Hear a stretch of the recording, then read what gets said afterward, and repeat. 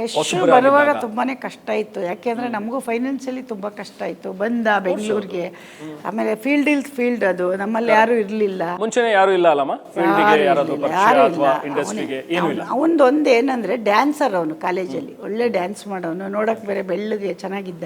ಎಲ್ಲರೂ ಒಂಥರ ಕಾಲೇಜಿಂದನೂ ಸ್ಕೂಲಿಂದನೂ ಹೀರೋ ಅನ್ನೋರು. ಬಂದ್ವಿ, ಹಿಂದೆ ಬಂದ್ವಿ. ಆಮೇಲಿಂದ ಅದೆಲ್ಲ ಕಷ್ಟನೂ ಪಟ್ವಿ ಅನ್ನೋದಕ್ಕಿಂತ ಅವನು ಅದನ್ನು ತಗೊಂಡ ಸೀರಿಯಸ್ ಆಗಿ. ಎಷ್ಟೋ ಜನ ತಗೋತಾರೆ ಪೇರೆಂಟ್ಸು ಮಾಡಲಿ ಅಂತ, ಆದರೆ ಮಾಡೋರು ಯಾರು?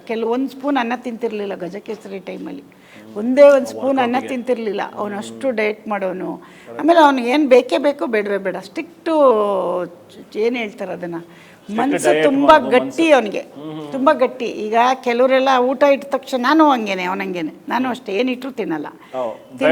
ಬೇಡ ಅಂದರೆ ಬೇಡ. ಅಂದರೆ ನಮ್ಗೇನು ಅಷ್ಟು ಬೇಗ ಅಡಿಕ್ಟ್ ಆಗಲ್ಲ ಯಾವುದಕ್ಕೂ, ಅಷ್ಟು ಬೇಗ ಎದುರೋದು ಇಲ್ಲ, ಅಷ್ಟು ಬೇಗ ಬಗ್ಗೋದು ಇಲ್ಲ ನಾವು. ಅದು ಹೆಂಗೆ ಅಂದರೆ ತಿನ್ನೋಕ್ಕಾಗಲಿ, ಇನ್ನೊಂದಕ್ಕಾಗಲಿ, ಅಥವಾ ಯಾರೋ ಎದುರಿಸಿದ್ರಾಗಲಿ, ಅದಕ್ಕೆಲ್ಲ ನಾವು ಪರ್ಫೆಕ್ಟ್ ಆಗಿದ್ರೆ ಯಾಕ್ರಿ ಎದುರಬೇಕು ಅಲ್ವಾ? ಈಗ ಅವನಿಗೆ ಗೊತ್ತಿತ್ತು. ನಾನು ಒಂದಿನ, ನಾವು ಒಂದೊಂದ್ಸರಿ ಹೇಳಿವು, 10-15 ಪಿಕ್ಚರ್ ಬಿಡ್ತೀಯ ನೀನು, ಈ ಥರ ದುಡ್ಡಿಟ್ಟು ವಾಪಸ್ ಹೋಗ್ತಾರೆ, ಬೈಕೊಂಡು ಹೋಗ್ತಾರೆ, ಎತ್ಕೊಂಡು ಸಿನಿಮಾ ಮಾಡಬಾರ್ದು ಅಮ್ಮ. ನೀನು ನನ್ನ ಸಿನಿಮಾ ವಿಷಯಕ್ಕೆ ಬರಬೇಡ, ಬೇರೆ ಏನಕ್ಕಾದ್ರೂ ಬಾ, ನಾನು ಸಿನಿಮಾ ವಿಷಯಕ್ಕೆ ಎಂಟ್ರ್ ಆಗಬಾರ್ದು. ಯಾಕೆಂದರೆ ಅವನದೇನೋ ತಾಟೋ ಅಂತ ನಾವು ಅಂದ್ಕೊಳ್ಳೋದು. ಬಟ್ ಅವನು ಯಾವುದೇ ಸಿನಿಮಾ ಮಾಡಿದ್ರು ಅವನಿಗಿಷ್ಟ ಆದರೆ, ಅವ್ನು ದುಡ್ಡಿಲ್ಲದ ಸಿನಿಮಾ ಎಷ್ಟೋ ಒಪ್ಕೋದು. ಮುಂಗಾರು ಮಳೆ ಕೃಷ್ಣಪ್ಪ ಅವ್ರದ್ದು ಇವತ್ತು ಅವ್ನು ಮೊನ್ನೆ ಹೋಗಿ ಪ್ರಚಾರ ಮಾಡಿಕೊಟ್ಟ. ಆ 20 ನಿಮಿಷಕ್ಕೆ ಇಲ್ಲ ನಾನು ಮಾಡ್ತೀನಿ ಅಂತ ಹೋಗಿ ಮಾಡಿದ್ದದು. ಆ ಟೈಮಲ್ಲಿ ಅವನಿಗೆ ಅದು ಅವ್ರ ಬ್ಯಾನರ್ ಇರ್ಬೋದು, ಅಥವಾ ಅವನಿಗೆ ಎಲ್ಲ ಅವ್ರ ಟೀಮ್ ಎಲ್ಲರೂ ಕೇಳ್ಕೊಂಡಿದ್ದು. ಹೆಂಗೋ ನಮ್ಮ ರಾಧಿಕಾನು ಅಲ್ಲೇ ಕೆಲಸ ಮಾಡಿದ್ದು, ಅದೆಲ್ಲ ನೋಡಿ ಮಾಡಿದ್ದು. ಆ ವಿಷಯದಲ್ಲಿ ನಮ್ದೇನು ಅವನಿಗೆ ಐಡಿಯಾ ಕೊಟ್ಟಿಲ್ಲ ನಾವು, ಇನ್ನು ಅವನಿಂದ ನಾವು ಕಲ್ತಿದ್ದೀವಿ. ಅಂದರೆ ಬೇರೆ ಕೊಟ್ಟಿದ್ದೀನಿ ನಾನು, ಮನೆ ಈ ಥರ ಹಂಗಿರ್ಬೇಕಪ್ಪ ಅದೆಲ್ಲ ಕೊಡ್ತೀವಿ. ಸಿನಿಮಾ ವಿಷಯದಲ್ಲಿ ಕೆಲವೆಲ್ಲ ಆಗಿದೆ, ಬಟ್ ಅದನ್ನು ಕಷ್ಟ ಎಲ್ಲರ ಪಟ್ಟೆ ಬರೋದು.